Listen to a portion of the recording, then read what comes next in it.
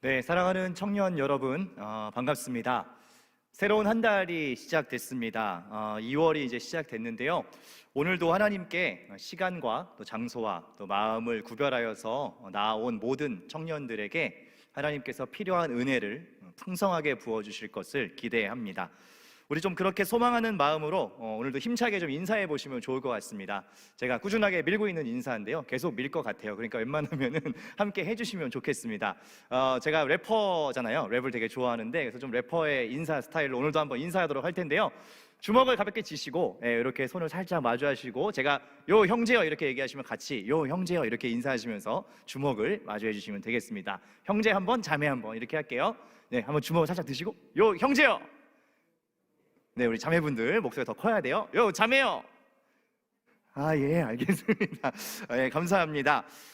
오늘도요, 우리가 좀 귀한 말씀을 가지고 함께 나아가고자 하는데, 새로운 시리즈 설교의 주제를 가지고 왔습니다. 저희가 보통 한 달 혹은 이렇게 두 달 텀으로 좀 주제를 묶어서 이렇게 설교를 하고 있는데요. 2월, 3월 두 달 동안 마가의 예수 이야기, 방금 보신 이 시그널 영상처럼 마가가 기록한 예수님에 대한 이야기, 그래서 마가복음을 우리가 좀 순차적으로 9주 동안 같이 말씀을 나누고자 합니다. 특별히 지금 같은 요 시기에 복음서를 본다는 것은 굉장히 중요한 의미가 있습니다. 왜냐하면 여러분 며칠 지나면 2월 17일부터 사순절이 시작됩니다. 사순절이 뭐냐면 예수님께서 죽으시고 부활하시는 그 고난에 이르기까지의 40일 동안의 여정, 우리가 계속 예수님을 묵상하는 그런 절기입니다. 기독교의 굉장히 중요한 절기인데, 이 절기의 즈음에서 우리가 복음서를 한번 살펴본다라고 하는 것은 아주 중요한 의미가 있고 여러분들께도 좀 특별한 2, 3월이 되지 않을까 하고 생각을 합니다. 오늘은 전체적인 9주의 이 마가복음 설교의 포문을 여는 첫 시간인데요, 제목을 긴급한 복음의 시작이라고 잡아봤습니다. 오늘 마가가 이해한 복음의 의미가 무엇인가에 대해서 한번 같이 고민하고, 또 어떻게 우리가 삶으로 적용할 것인가를 같이 고민해 볼 수 있으면 좋겠습니다. 오늘은 복음서에 대한 설교를 이제 시작하는 만큼요, 복음이 무엇인가에 대해서 같이 생각해 보면 좋을 것 같아요. 여러분, 복음이라고 하는 이 단어 혹시 어떤 의미라고 알고 계세요? 복음. 네. 이게 한자어잖아요. 한자어인데 복된 소리, 그렇죠? 복된 음성 뭐 이런 뜻이에요. 영어로는 good news 이렇게 표현합니다. 그래서 좋은 소식 이 정도로 해석되는 단어인데요. 교회에서 굉장히 많이 들어보셨죠, 그렇죠? 교회를 좀 다녔다 하는 분들은 복음이라는 단어를 엄청나게 많이 들어보셨을 거예요. 그래서 아마 잘 설명하실 수도 있을 것 같아요. 제가 한번 물어볼게요.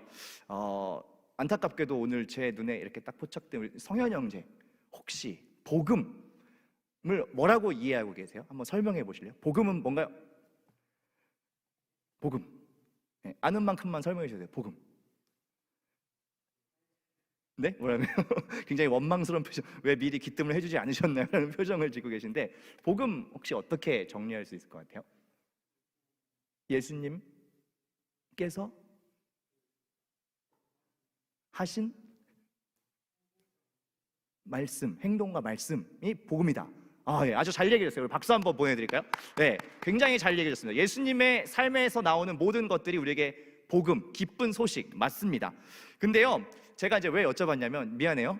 왜 여쭤봤냐면, 우리가 되게 무슨 느낌인지 알고 있어요. 알고 있는데 복음이 뭐죠? 이렇게 물어보면 생각보다 딱 입으로 정리돼서 말로 나오지 않는 분들이 사실 대부분이실 거예요. 그래서 어렴풋이 감각은 있습니다. 근데 이게 뭐라고 딱 정의 내리기가 되게 어려워요. 제가 쉽게 한번 정리해 드릴게요. 복음 뭐냐면 나에게 좋은 소식이에요. 좋은 소식, 기쁜 소식. 내가 딱 들었을 때 진짜? 라고 뭔가 눈이 번뜩 뜨이고 마음이 팍 열리는 그런 굉장히 좋은 소식을 복음이라고 정의하시면 되겠습니다. 좀 더 쉽게 말씀드려 볼게요. 군인들한테는 뭐가 복음일 것 같아요? 저녁이 복음이죠. 저녁. 저녁만이 살 길. 군인한테는 저녁이 복음이겠고요. 그리고 수험생한테는 뭐가 복음이에요? 합격의 소식이 복음이죠. 너무나 기다렸던, 갈망했던 소식. 그리고 취준생한테는 어떤 게 복음인가요? 취업 성공. 이게 취준생들한테는 굉장한 복음이 되겠죠.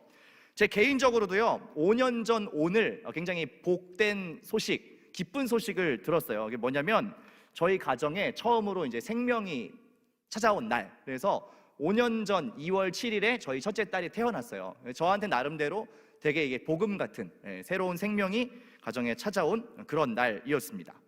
여러분들도요, 사실 생각해보면 각자가 다 기다리는 복음이 있어요. 나에게 정말 이 소식이 들려지면 너무 좋은데 라고 생각하시는 복음이 다 각자에게 있다라는 이야기죠. 여러분들은 혹시 어떤 복음, 어떤 좋은 소식을 기다리고 계시나요?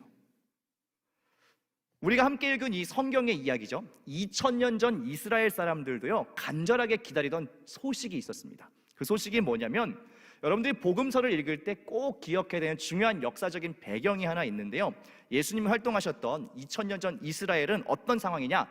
식민지였어요. 식민지. 이 외세의 통치를 받고 있던 식민지였다는 거예요. 어느 나라의 식민지냐? 여러분 역사에 좀 관심 있는 분들은 잘 아실 텐데, 로마라고 하는 그 당시의 초거대 제국의 식민지였습니다. 그래서 이스라엘 백성들이 가장 바라고 원했던 그 당시의 좋은 소식은 뭐냐? 로마로부터 독립되는 일이었습니다.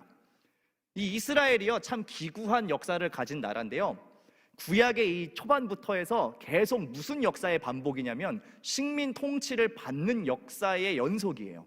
잘 보시면 여러분 출애굽기 아시죠? 창세기 다음에 나온 출애굽기가 무슨 이야기예요? 애굽, 이집트라고 하는 나라의 통치를 받는데 거기서 하나님이 어떻게 구출해 주시는가 하는 이야기잖아요. 그때도 이 식민지 생활을 하고 있었고요, 또 약속의 땅인 가나안에 들어가서 이렇게 정착을 했는데도 주변에서 가만두질 않았어요. 블레셋, 암몬, 모압 이런 많은 이방 국가 때문에 계속 전쟁을 해야 됐고 아주 이 피곤한 싸움을 계속 했어야 됐습니다. 그래서 이제 왕정 시대가 열려갖고 왕도 세우고 나라의 기틀을 갖췄는데도 나중에는 북이스라엘, 남유다 이렇게 쪼개지면서 북이스라엘은 아수르라고 하는 나라의 통치, 포로로 끌려가서 꽤 오랜 시간 고생을 했고, 이 남유다 역시 바벨론이라고 하는 그 당시에 거대 제국에 함락당해서 70년 이상 포로 생활을 하고 돌아왔습니다. 돌아왔는데 또 끝이 아니에요. 돌아왔는데도 계속되는 이 수많은 제국이 막 흥망성쇠를 하면서 뭐 페르시아, 알렉산드리아, 헬라 이런 제국들이 계속 이스라엘 영토를 짓밟았어요. 그리고 예수님이 활동한 2000년 전은 그 어느 제국보다 강대했던 로마라고 하는 제국이 아주 강력한 통치를 하고 있던 시기였다는 것입니다. 마치 일제강점기를 생각해 보시면 될 것 같아요. 우리가 일제강점기 때 가장 원하는 게 뭐였어요? 대한독립이었죠. 이것을 막 구호로 외치고 막 사람들이 목숨을 내놓고 그런 것들을 막 선포했잖아요. 그런 것처럼 이스라엘 백성들도 이 로마의 이 창과 칼과 이 폭력적인 이 압제 때문에 정말 못 살겠다, 정말 우리를 누군가 와서 구원해주고 좀 해방시켜주면 좋겠다, 이런 이 목마름이 여기까지 차 있을 때가 예수님이 활동하셨던 그 시기예요. 그런 이해를 바탕으로 했을 때 마가복음을 다른 말로 해석하면 이렇게 풀었을 수 있죠. 마가가 이해한 기쁜 소식. 근데 그게 누구에 대한 이야기냐면 예수 그리스도에 대한 이야기예요. 다른 복음서도 다 마찬가지죠. 마태복음, 마가가 이해한 복된 소식. 누가복음, 누가라고 하는 사람이 이해한 복된 소식. 요한복음, 요한이라고 하는 이 제자가 이해한 예수님에 대한 기쁜 소식을 나름 자기의 언어로 기록한 것이 복음서죠. 그러면 오늘 특별히 우리가 마가, 이걸 기록한 마가에 대해서 좀 이해할 필요가 있습니다. 마가는 도대체 예수님을 어떻게 이해했길래 나에게 정말 이게 기쁜 소식이다라고 기록을 남겼냐는 것이죠. 여러분 마가가 혹시 누군지 아세요? 마가 12제자인가요? 아닌가요? 이거부터 한번 물어봅시다. 마가 12제자에 속해 있을까요? 아닐까요? 약간 헷갈리시죠? 뭔가 익숙하게 봐서 12제자 같은데 사실 아닙니다. 4개의 복음서 중에 절반은 제자가 썼고 절반은 제자가 아닌 사람이 썼어요. 마태는 제자 맞죠? 그죠?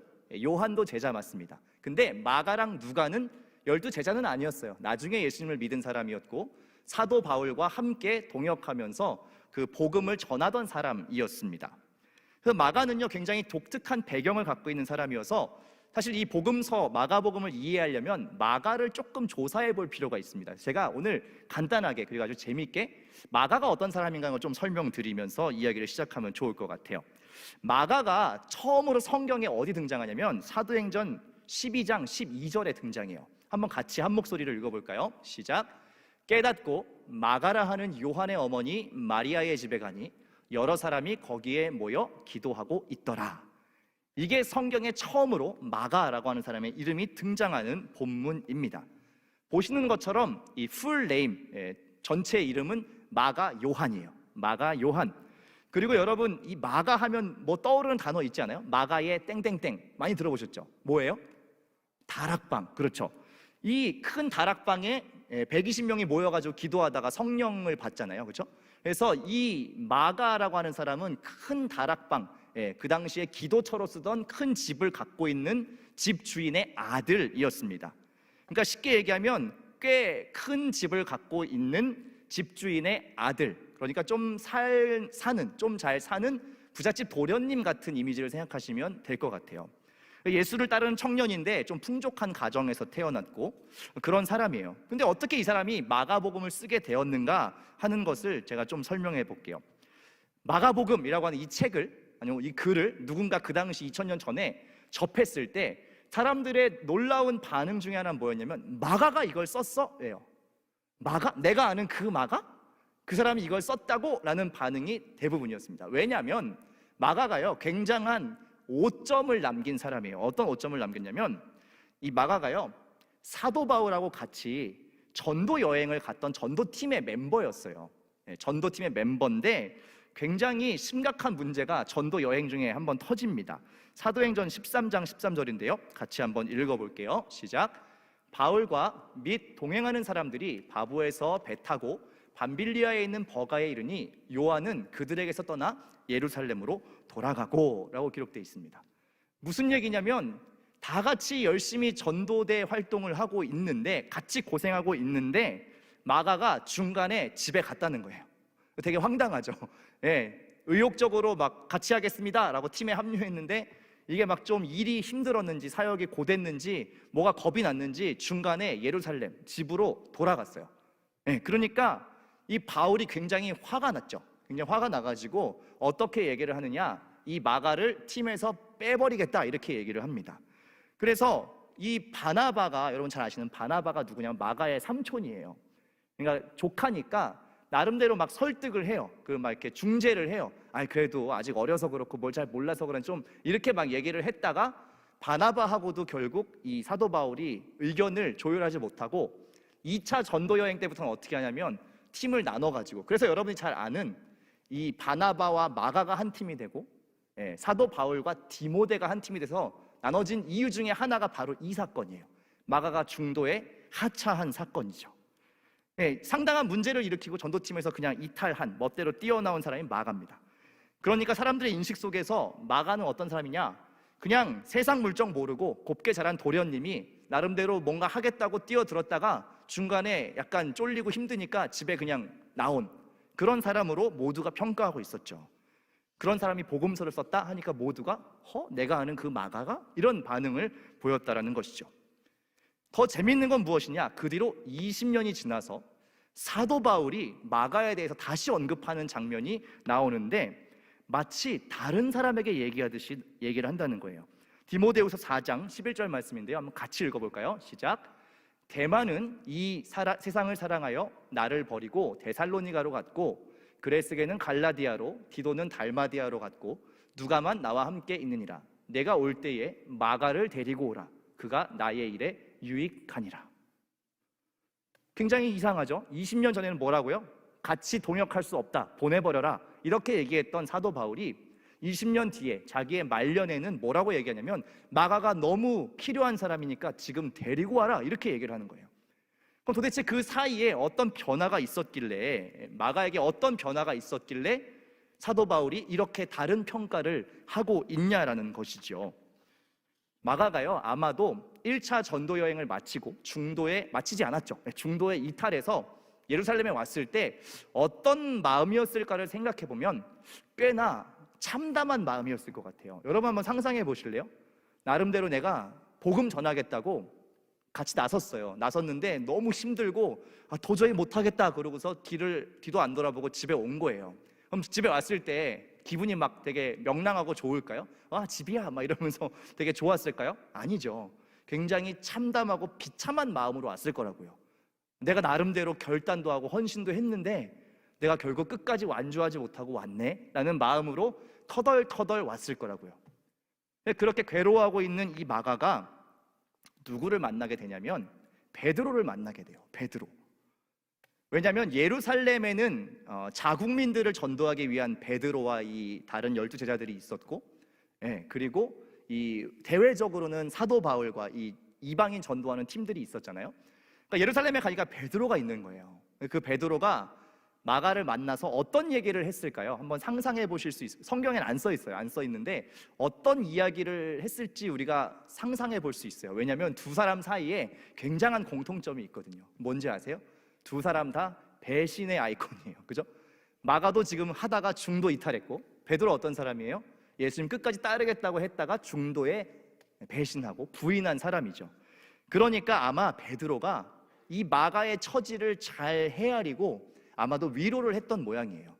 그러한 연약함에 대해서 잘 보듬어주고, 그럼에도 불구하고 다시 한번 나를 사명의 자리로 부르신 그 예수님의 이야기를 많이 해줬겠죠, 마가에게. 그래서인지 꽤 많은 시간이 흘러서 베드로도 마가에 대해서 뭐라고 평가하냐면 베드로전서 5장 13절인데요 이런 기록이 있어요. 제가 읽어볼게요. 택하심을 함께 받은 바벨론에 있는 교회가 너희에게 문안하고 내 아들 마가도 그리하느니라 라고 기록하고 있습니다. 내 아들 마가, 엄청 친숙한 표현이죠. 우리 마가 이런 수준이에요. 우리 마가. 왜 그렇게 가까워졌냐? 이 같은 아픔이 있는 사람들이었거든요. 끝까지 따르지 못함에 대한 이 안타까움이 있는 거를 둘이 서로 잘 알았기 때문에 예수님에 대해서 같이 이야기하면서 다시 서로 힘을 냈던 것 같아요. 어쨌든 마가는 이 극적인 변화를 통해서 마침내 자기가 경험한 예수 그리스도에 대해서 글로 남기기 시작합니다. 나에게 얼마나 놀라운 변화였는가, 이 예수님을 바르게 만난 것이, 이 복음을 내가 바르게 이해한 것이 나의 삶에 얼마나 이 대단한 변화였는가 하는 것을 글로 남기기 시작했어요. 그리고 그게 2000년 동안 살아서 지금 우리 손에 이렇게 쥐어져 있는 것이고, 오늘 우리가 다시 이 마가의 복음서를 들춰서 보기 시작한다는 것이죠. 마가라고 하는 본인 자체를 180도 변화시킨 이 예수님에 대한 기록, 그리고 2000년 후에도 여전히 오늘도 유효한 이 마가의 생명력 있는 복음에 대해서 오늘 우리가 같이 살펴보자라는 것이죠. 이 모든 복음서의 핵심, 마가는 무엇이라고 예수님을 이해했는가? 그것이 바로 1장 1절에 다 기록되어 있습니다. 정말 짧은 말씀인데요, 다 같이 우리 한 목소리로 함께 읽으면 좋겠습니다. 마가복음 1장 1절 함께 읽습니다. 하나님의 아들 예수 그리스도의 복음의 시작이라. 이 짧은 한 구절이요, 마가복음의 16장의 모든 내용을 함축하고 있습니다. 하나님의 아들 예수 그리스도의 복음의 시작이다. 이게 마가가 이해한 예수 그리스도에 대한 이해입니다. 이 한 구절 속에요, 마가가 얘기하고 싶은 모든 고백이 다 담겨 있어요. 그리고 이후에 나오는 이 16장의 이야기들은 이 대전제를 설명하는 증언들이에요. 자기의 기록입니다. 이 짧은 문장 속에 어떻게 마가복음의 모든 엑기스가 다 들어있냐고요? 이 안에 너무 중요한 4개의 단어가 들어있기 때문인데요, 하나님의 아들, 예수 그리스도, 복음, 시작, 이 4가지의 단어가 정말 중요한 의미를 갖고 있어요. 우리가 그냥 이렇게 읽을 때 하나님의 아들 예수 그리스도 이렇게 읽을 수 있는데, 이 단어 하나하나가 어마어마한 의미를 갖고 있는 단어라고요. 제가 왜 그런지 한번 설명을 드릴게요. 이 단어들이요, 하나님의 아들, 그리스도, 복음, 이런 단어들은 2000년 전에 사실은 예수님을 가리키는 단어가 아니었습니다. 지금은 우리가 예수님이 어떤 분인지 다 기록을 통해서 알고 있으니까 하나님의 아들 그러면 예수님 떠오르죠. 그리스도 그러면 예수님 떠오르죠. 복음 그러면 예수님에 대한 이야기라고 이해하지만 2000년 전에는요, 이 모든 표현들이 누구를 지칭하는 표현이었냐? 로마의 황제를 지칭하는 표현이었습니다. 황제에게 쓰는 용어예요. 하나님의 아들, 그리스도, 복음, 이게 다 로마의 황제와 관련된 표현이었다는 거예요. 한번 보시면 하나님의 아들이라고 하는 이 단어는 로마의 황제였던 가이사의 별명이었습니다. 왜 이런 별명이 붙었는가 하면 그 당시 로마의 황제의 권력이 너무너무 어마무시해서 사람으로 취급하지 않았어요. 신의 아들, 신적인 존재로 취급됐습니다. 사람이 아니라는 거, 이미 사람의 레벨을 훌쩍 뛰어넘어서 어떤 신적인 권위를 부여받은 사람만이 이런 일들을 할 수 있다. 이 대제국을 이룰 수 있고 싸울 때마다 승리할 수 있고 이 로마의 굉장한 부와 굉장한 권력을 쥐어줄 수 있는 그 사람은 사람이 아니라 신의 아들이다라고 그 당시에 인식되고 있었다고요. 그런데요, 마가가 지금 뭐라고 표현하는 거예요? 하나님의 아들 예수 그리스도, 이렇게 표현한 거예요. 어떻게 생각하세요? 그 당시 2000년 전에 이 말을 만약에 했다, 하나님의 아들까지만 얘기했으면 모르겠어요. 근데 하나님의 아들 예수 그리스도 이렇게 얘기했을 때는 이건요, 정치적으로 아주 위험한 발언이에요. 로마의 이 대제국에 정면으로 대치하는 말을 한 거예요. 왜요? 하나님의 아들은 황제예요, 황제. 근데 그 황제가 아닌 다른 이름을 거기에 넣었다라는 것은 바로 십자가형을 당해도 이상하지 않은 그러한 멘트인 거죠. 되게 심상치 않은 말을 마가가 자기의 복음서의 첫 단어로 쓰고 있는 거예요. 하나님의 아들 예수 그리스도. 그 다음 단어를 한번 보여주실래요? 예수 그리스도, 이 말도 너무 위험한 단어예요. 헬라어를 크리스토스라고 하는 이 표현, 구원자, 메시아라고 하는 헬라어식 표현인데요, 이 표현 역시 로마의 황제에게 붙이는 표현이었습니다. 왜 로마의 황제, 가이사가 구원자냐? 왜 그러냐? 그 당시 로마 사람들은 구원을 뭐라고 생각했는지 아세요? 이거 되게 웃긴데, 구원은 로마의 제국의 식민지가 되는 게 그 당시 로마 사람들의 기준에서 구원이라고 생각했어요. 되게 웃기죠? 이게 식민지 생활 당하는 게 고통이잖아요, 당하는 사람한테는. 근데 자기들 기준에서는 이게 너희한테 베푸는 우리의 구원이야. 왜요? 이 로마의 고등한 문화와 이 모든 것들을 너희에게 이식시켜 주는 거니까 미개한 너희들을 구원해 주는 거야 라고 로마 사람들은 이야기를 했습니다. 그러니까 이 예수 그리스도라고 하는 표현도요, 사실은 굉장히 로마의 이 황제 숭배에 대해서 정면으로 대치하는 표현이죠. 황제한테 붙여야 될 표현이에요. 그리스도, 구원자, 메시아. 근데 누구한테요? 예수 그리스도. 이렇게 표현하고 있으니까 점점 더 위험해지죠. 근데 마지막으로 복음이라고 하는 이 단어를 예수님께 쓰기 시작하면서 마가는 사실 너무나 강력한 이야기를 해버리고 맙니다. 그 당시 복음 역시 여러분 예상하셨듯이 로마 사람들 기준의 복음은 뭐냐? 좋은 소식은 뭐냐? 가이사의 출정 명령이에요. 저 땅을 정복하러 가라. 이게 좋은 소식이에요. 왜요? 가면 뭘 갖고 들어와요? 승전 소식을 갖고 들어오죠. 그리고 막대한 재물과 이 노획물들을 가지고 돌아오잖아요.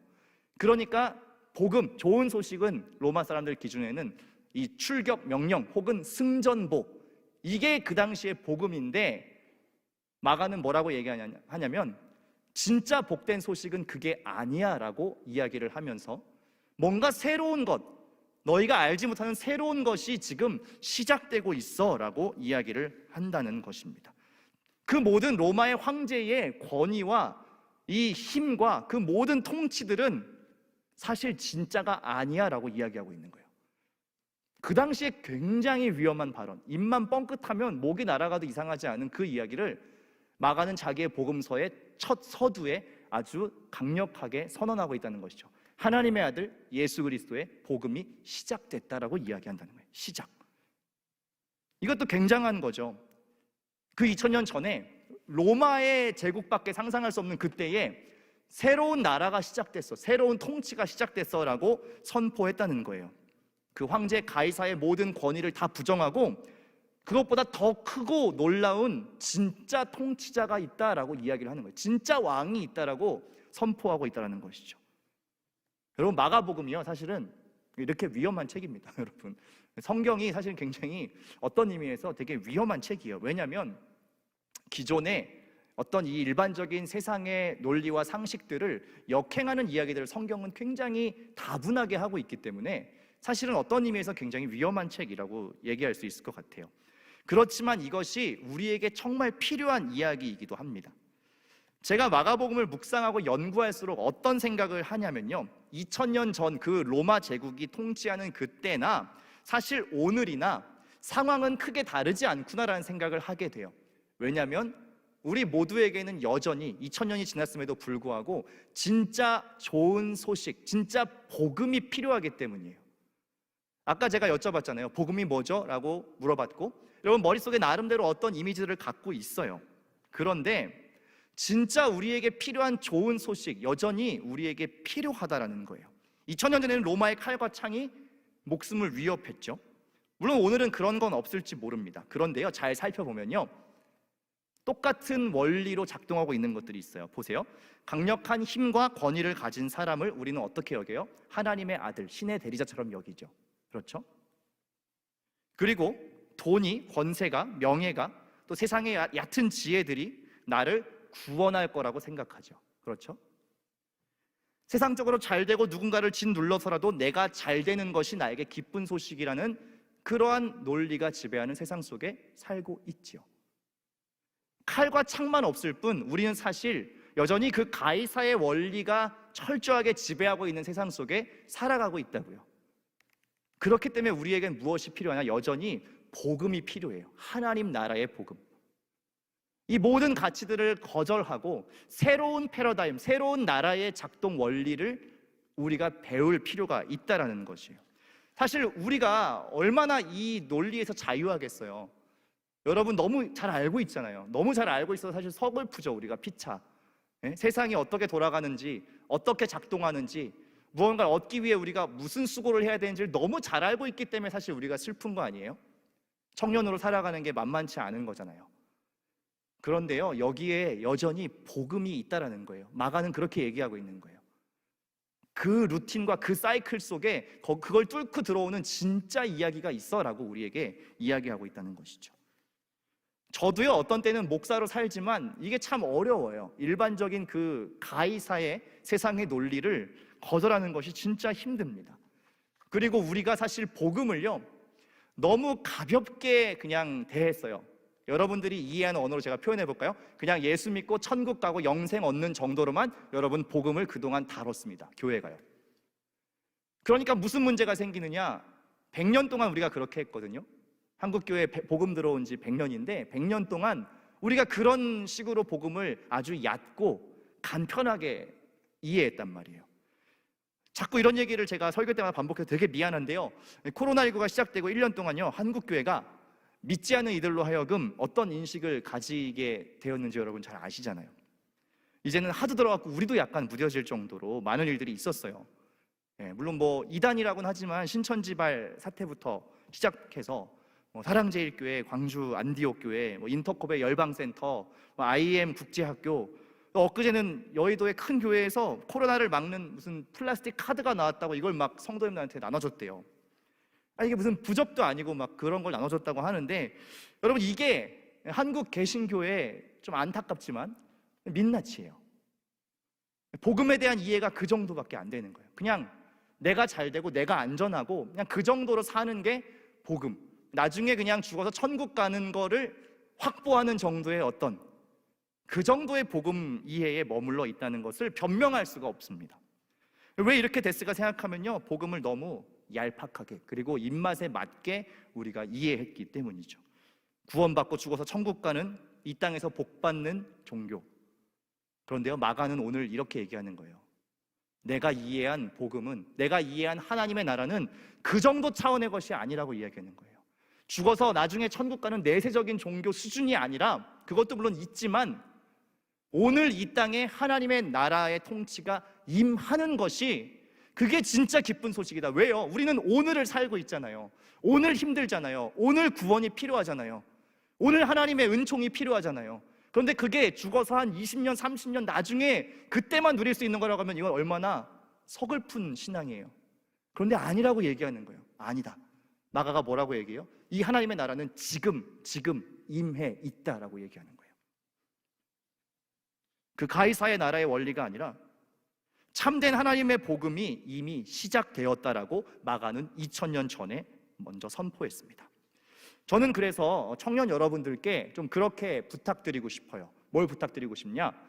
복음에 대해서요, 좀 바르게 그리고 진지하게 우리가 고민하고 믿었으면 좋겠어요. 정말 바르게 믿고 바르게 예수님을 따랐으면 좋겠습니다.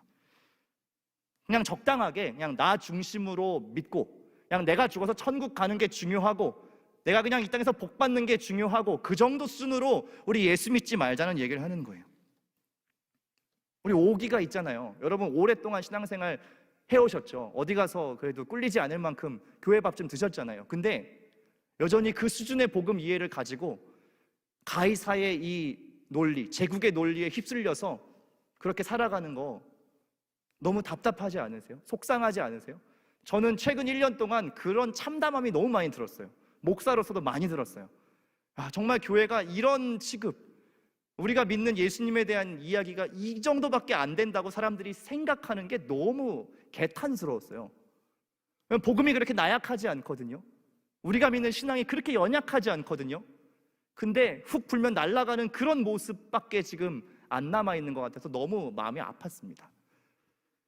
바라는 것은 여러분 이 9주 동안요 마가의 이 복음 이해를 같이 나눌 때에 여러분 정말 찾으셨으면 좋겠어요. 뭘 찾았으면 좋겠냐면 복음이 정말 이런 거구나, 그 복음의 정수를 여러분들이 조금이나마 더 만났으면 좋겠어요. 복음이 이렇게 힘이 있는 거였구나, 이 세상의 물살을 거스를 수 있는 게 복음이구나. 마가가 그 변화를 자기의 삶에서 겪었기 때문에 이렇게 담대하게 첫 줄부터 하나님의 아들 예수 그리스도의 복음이 시작됐다라고 선포했구나. 여러분 그것을요 여러분들이 좀 발견할 수 있었으면 좋겠어요. 저는 그런 기대함을 가지고 이 9주를 열어가려고 해요.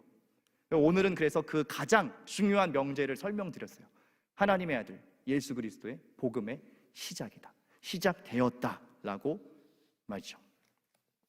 여러분 이 복음을 우리가 좀 깊이 있게 한번 연구해 봐요. 이 2달 동안 한번 깊이 생각해 보면 참 좋겠어요. 둘 중에 하나 아니겠어요? 우리가 믿는 바가 잘못돼서 우리가 힘들던지, 아니면 이것이 정말 진리이고 명확한 것이라면 우리가 잘못 오해하고 있기 때문에 우리가 힘들고 이것이 우리의 삶에 작동하지 않을 가능성이 있다는 것이죠. 어떤 게 맞는 것인지 진짜 확인해 봐야 되지 않겠어요? 신앙생활 하는 사람이라면 적어도요. 마가는 그래서 우리한테 뭐라고 얘기하냐면 이 엄청난 사실, 하나님의 아들 예수 그리스도의 복음이 시작되었다는 사실을 믿어라 라고 이야기합니다. 믿어라. 우리 14절과 15절의 말씀을 마지막으로 같이 읽을게요. 이 말씀이 오늘 여러분들에게 들려주시는 하나님의 말씀이 될 것 같아요. 14절, 15절 우리 한 목소리로 함께 읽겠습니다. 요한이 잡힌 후 예수께서 갈릴리에 오셔서 하나님의 복음을 전파하여 이르시되 때가 찼고 하나님의 나라가 가까이 왔으니 회개하고 복음을 믿으라 하시더라. 다른 이야기를 하지 않아요. 굉장히 심플합니다. 뭐라고 얘기해요? 하나님 나라가 가까이 왔으니까, 임했으니까 이제 너희가 그것을 믿어라 라고 이야기합니다. 그 소식을 진짜로 받아들이라고요. 믿는다는 게 뭐예요? 받아들인다는 게 뭔지 아세요? 그게 정말 실제 한다라고 내가 인정하는 거예요. 그냥 말로 하는 추상적인 것이 아니라 진짜 있다, 진짜 있다. 그리고 앞으로 8주 동안 보시면 알겠지만 마가는 아주 실제적으로 진짜 있는 하나님의 나라를 소개해요. 예수님의 모든 사역이나 가르침을 통해서 그게 진짜라는 것을 계속 마가는 증명해 갑니다. 그리고 이게 정말 좋은 소식이구나 하는 것을 우리에게도 받아들여라 이야기합니다. 저도 여러분들께 그렇게 말씀드리고 싶습니다. 사랑하는 청년 여러분, 이 복음을 믿으십시오. 그냥 교회에서 흔히 얘기하는 믿음, 그냥 죽어서 천국 가는 그 고백 정도가 아니라 오늘 나의 삶에 실제하는 하나님의 나라의 복음으로 믿으라는 거예요. 여러분 패배감에 사로잡혀 계십니까? 내가 아무리 노력해도, 아무리 신앙을 가지고 살려고 해도 그건 그냥 교회 왔을 때 얘기지, 그냥 우리 셀 안에서 얘기할 때 정도나 하는 거지, 그냥 그렇게 생각하고 살고 계세요? 그건요 하나님께도 굉장히 신뢰되는 일이고요, 좀 우스갯소리지만 마가에게도 되게 신뢰되는 이야기예요. 진짜 목숨 걸고 자기가 이 고백을 썼잖아요. 죽을 각오를 하고. 하나님의 아들 예수 그리스도 복음, 그게 진짜 맞다라고 마가는 생명을 걸고 얘기했어요. 그리고 2000년 동안 신앙의 선배들이 그것을 믿음으로 이 모든 세상의 논리들을 역행해서 살아냈다고요. 그런데 왜 우리는 그것들을 하지 못할까요? 제가 봤을 때는요, 너무 우리가 복음을 쉽게 이해하려고 했기 때문이에요. 그냥 너무 얕게, 그냥 우리에게 좋게 그냥 그렇게만 소개하니까, 그냥 사랑의 하나님, 그냥 잘 달래주고 위로해주는 하나님 정도로만 복음을 이해하기 때문에 우리가 그 이상을 벗어나지 못하는 것은 아닐까. 그래서 여러분들께 이 시리즈 설교의 2달을 열면서 그렇게 권면하고 싶습니다. 우리 하나님 나라의 복음을 같이 연구하고요, 생각해보고요, 정말 그런가 한번 잘 살펴보고요, 그리고 잘 믿어봅시다. 정말 살아봅시다. 그렇게 마가가 어떻게 하는 것이 하나님 나라를 사는 것인지 이제 한 주 한 주 되게 구체적으로 여러분들께 소개해 줄 거예요. 그 씨름을 치열하게 하면서 예수님이 직접 삶으로 사신 그 길을 우리가 잘 가다가 하나님 오실 때, 주님 다시 오실 때 부끄럽지 않게 서는 것, 그것이 신앙인들의 자세입니다. 가이사의 나라 속에 하나님의 나라가 시작되었습니다. 그것이 좋은 소식이고 그것을 진실로 받아들이십시오 라고 마가는 우리에게 이야기하고 있습니다. 사랑하는 청년 여러분, 사순절이 시작됩니다. 예수님께서 이 땅에서 하신 그 행적들을 깊이 생각하는 40일간의 여정인데요, 주님이 이 땅에 오셔서 온몸으로 살아내시고 보여주시고 말씀하신 그 하나님 나라의 복음이 무엇인지를 우리가 같이 찾아가는 시간이 되면 참 좋겠습니다. 그리고 어떻게 우리가 오늘을 살아야 될 것인지에 대해서 그 복음 안에서 같이 찾아봅시다. 저는 여러분들이 그냥 교회만 왔다 갔다 하는 그런 청년들이 아니었으면 좋겠습니다. 또 그렇게 여러분들을 그냥 이렇게 둘 그럴 마음도 없습니다. 그건 또 목회자로서 굉장히 하나님 앞에 정직하지 못한 일이죠. 저는 적어도 여러분들이 바른 신앙을 고민할 수 있도록 돕고, 그런 고민을 계속 이어나갈 수 있도록 제가 할 수 있는 모든 것들을 다 할 거예요. 그러기 위해서 저희가 여기 같이 만나고 있다라고 생각합니다. 하나님 그렇게 인도하셨다고 생각해요. 사랑하는 청년 여러분, 참된 그리스도를 사는 그 길을 우리가 같이 걸었으면 좋겠습니다. 하나님의 아들 예수 그리스도의 복음이 이미 시작되었습니다. 돌이켜서 그 복음을 진실로 믿으십시오. 시간 같이 한 가지만 좀 기도하고 이 말씀 앞에 우리가 우리 자신을 돌아보며 결단했으면 좋겠습니다. 시간 같이 기도할 때, 하나님, 가이사의 세계가 너무나 거대해서 그 논리가 너무나 촘촘해서 어쩔 수 없다라고 체념하고 살아온 우리의 모습들이 있었음을 이 시간 고백하며 기도합시다. 하나님, 이 신앙이 나의 삶을 새롭게 변화시키지 못한 것에 대해서 우리가 이 시간 마음을 돌이킵시다. 하나님, 둘 중에 하나겠지요. 이 복음이 거짓이던가 아니면 이것을 우리가 오해하고 있던가, 둘 중에 하나가 아니겠습니까? 시간 기도할 때, 주님, 이 복음에 살아있는 능력이 오늘 정직하게 우리를 하나님 앞에 세우게 하시고 이 복음을 정말로 믿을 수 있게 해주십시오. 믿고 살 수 있게 하여 주십시오. 그 새로운 가치, 새로운 하나님 나라의 그 가치가 이미 우리에게 시작되었는데 그것을 우리가 믿음으로 믿고 고백하고 그렇게 살아낼 수 있게 인도하여 달라고 이 시간 우리의 연약한 삶을 주님 앞에 내어드리며 함께 기도하며 나아가겠습니다. 같이 기도하겠습니다.